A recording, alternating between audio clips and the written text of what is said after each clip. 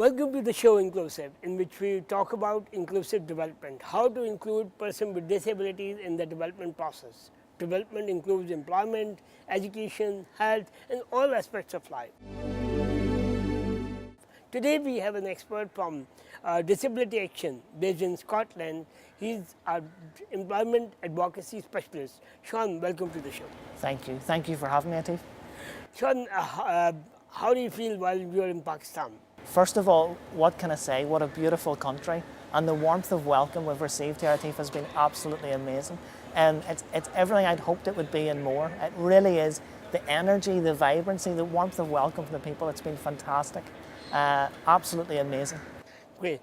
Thank you. I'm very happy that you liked it. And I'm sure that you have seen some parts of the country. You have been in Lahore. So when you interact with people with disabilities during the launch of this report, Moving from the Margins in Pakistan, which talks about disability inclusion in the employment opportunities. So how do you feel? Like what are the aspects you have realized about disability in Pakistan?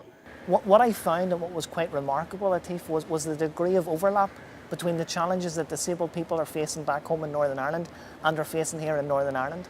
People are so frustrated at the lack of progress. So many people want to get into work. They want to contribute. They want to be part of a society which includes them as people. They don't want to be segregated. They have aspirations for jobs well above what they're maybe doing at the minute. They're facing attitudinal barriers very similar to ours back home, where people don't recognise them as contributing citizens. They are facing physical access barriers very similar to those back home. We're ahead in some small areas, and in others, you're doing pieces of work which are quite interesting and are things that we could learn from. So there's been an awful lot of learning from us. I said primarily I was here to listen and learn, and I'm doing my very best to do that.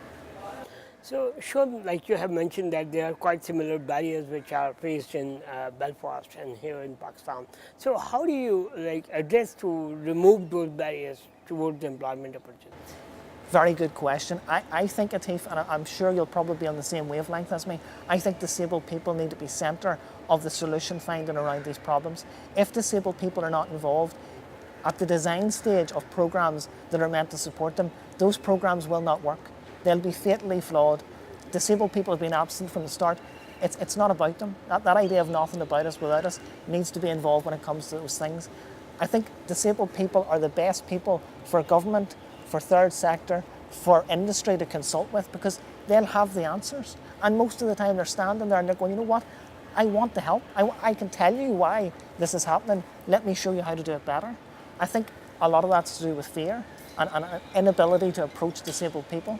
But disabled people just want to help as well. They want to support. They're part of the solution, not part of that bigger problem. So have you heard about the self-employment initiatives of persons with disabilities? In Pakistan, we have seen that a lot of people with disabilities are preferring self-employment. They are not looking for the job because they have very limited access to the job market. So is it the same case in Northern Ireland? It's a good question. It's quite similar in that we're starting to see offshoots of disabled people, some of whom I know quite well. I've got to the point when, you know what, I can be my own boss and I can be my own expert. One in particular who delivers information and advice around accessibility, physical accessibility of places, a guy called Dermot Devlin, My Way Access, has done astounding work at a local level, and I think he's a brilliant representative of that. I think more needs to be done.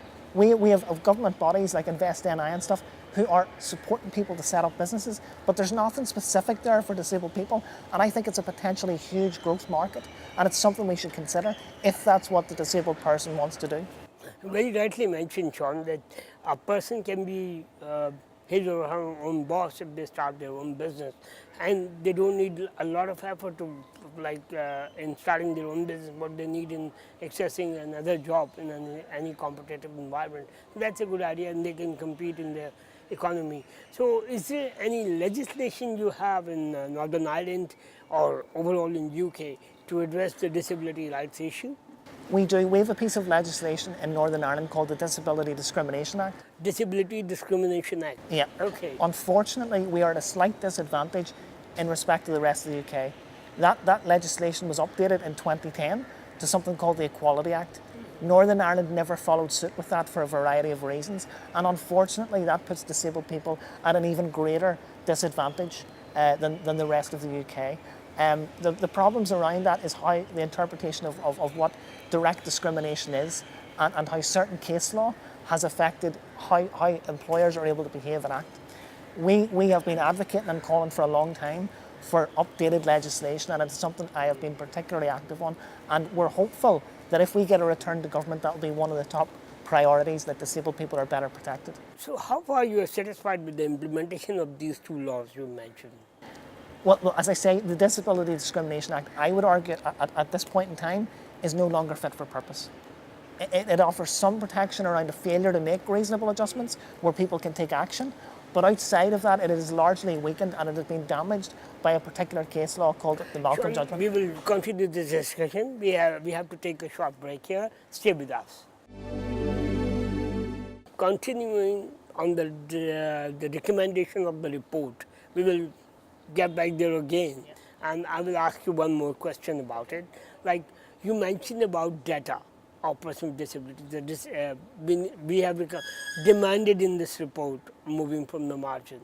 But how far data is available in Northern Ireland and how far it is good? It's a very good question. We have a serious lack of disaggregated data around disability in Northern Ireland. Indeed, the United Nations Committee on the Rights of Persons with Disabilities commented on this specifically in Northern Ireland, the need for more and access to that. Some data is contained within government departments. Getting access to that, having departments share data, it's all a challenge. It's something we need. So the data is collected through various departments, not the single entity is responsible to collect data. Different departments have different data, and we would argue we need even more than that. But even if we could get access to those departments to say, give us this, give us that, it's having that communication. I think that's a very good idea that in Pakistan we have the income support program, we have a social protection system and charity institutions. So we can collect all the data and compile it at one place so that we can get a figure. Because in Pakistan we don't have figure on disability so far. So that's a good idea. We can copy it from the Northern Ireland, that we can talk to other organizations.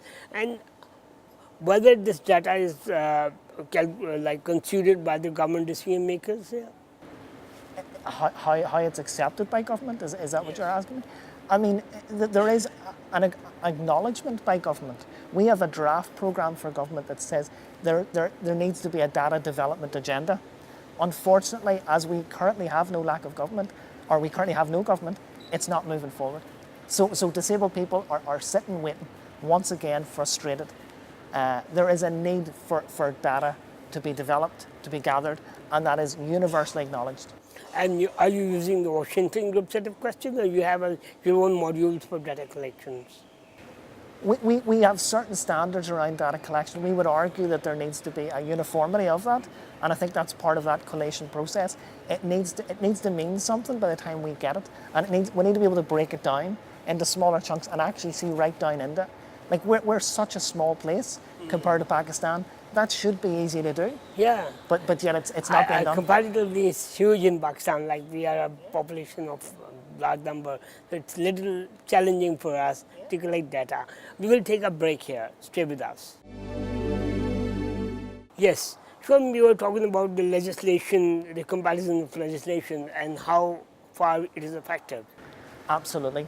Individuals in Northern Ireland need stronger legislation. And I think it's very interesting from speaking to disabled people here today that hope and that desire around this new bill in Pakistan and what it can hopefully offer. Disabled people need to have their rights recognised in law, and that is absolutely fundamental. That will then cascade down, and people will hopefully be more likely to be included. So what about the role of people with disabilities in promoting this legislation? Like how far they have been active? Well, I think that's a very good question. Around the UNCRPD, back home in Northern Ireland, there has been... so it's in line with the UNCRPD? Absolutely. We're a signatory to the UNCRPD. But like yourselves, we have challenges around implementation. And one of the things we would advocate for, or have been advocating for back home, is that disabled people are educated around the UNCRPD, that they're aware of their rights under the UNCRPD, and that would be that overarching piece of legislation that provides a legal minimum, a basis for people to go, you know what, I'm not getting this, I have a right to this under international law. And a lot of that is happening now at the minute because of the DDA's ineffectiveness as we wait to replace it. Sure, and like they have been part of advocating for the rights of the for the advocacy of this law. But while implementing this legislation, is there any mechanism that they are involved in the implementation of the law, or it should be it's all responsibility of the state? Well, we would absolutely argue that as we look towards new law, and undoubtedly our law will be different from the rest of the UK, that disabled people are part of that conversation from the word go. So it goes back to that idea that I spoke about earlier, having us there at the very start. And there has been an awful lot of activism around that issue. Disabled people do not want to be presented with a draft piece of legislation that has not sat down and involved people with disabilities in the drafting of it. We need to be there from the very start. And there are a lot of very, very skilled people in that area with disabilities. Yes, Sean. One more thing, which is like we really like to know that you have been part of this report, moving for the margins. You have some set of questions in there. So can you highlight those recommendations, which are particularly though for the Pakistan, but also involve the wider stakeholders? Absolutely. Some of the recommendations that really resonated with me were, number one, that need for data. That need for disaggregated data is a massive issue back home as well. The difference between potentially 3 and 30 million people here, and back home we have this figure of 1 in 5, but it could realistically be larger. We need to know data. If we can measure it, we can manage it. The next thing I would say is around the role of disabled people in terms of their ability to self-advocate and promoting self-advocacy and having them centre stage at the table. They were the two big takeaways for me. There is an appetite for joint up working. There's an appetite for collaboration, and I think that's a really good thing from this report. It's saying, okay, there are major issues, but there seems to be an awful lot of movement in different areas, as there is back home. Let's bring it all together and let's see what we can do. I think one last thing is the need for international collaboration. Okay. You and I are sitting here. Yes. You know, your talents, your skills. I can't wait to hear what you can teach me. And I think Pakistan should reach out. And I know Northern Ireland holds out its hand in friendship, solidarity, and will do their utmost to support and help. From the international collaboration, I can pick up a point very important to discuss, that you must be aware of the Charter of Change, which has been just adopted by the government of UK. So how far these recommendations of the report is synced with this Charter of Change? Broadly, as I said to you earlier, broadly, very, very similar overlap. There is a recognition. It goes back to that frustration of disabled people. We all know what the problems are. Everybody's lined up. There was that summit last year. How do we move this forward? I think utmost for me is ensuring disabled people are meaningfully involved. If we fail to do that, it's all going to fall on its face. So I'm quite optimistic. I'm very optimistic from what I've seen today about Pakistan. I mean, I think there's going to be real interest in dynamic projects here, and I'm looking forward to seeing what the future holds. Sean, if I ask you to recommend one thing which person with disabilities, not the government, not the people with disabilities themselves should do in Pakistan to attain their rights? That's a very good question. I would say first and foremost, own your identity as a disabled person. Don't be afraid of saying I'm a disabled person. Have pride in your identity, and then step forth and say, you know what?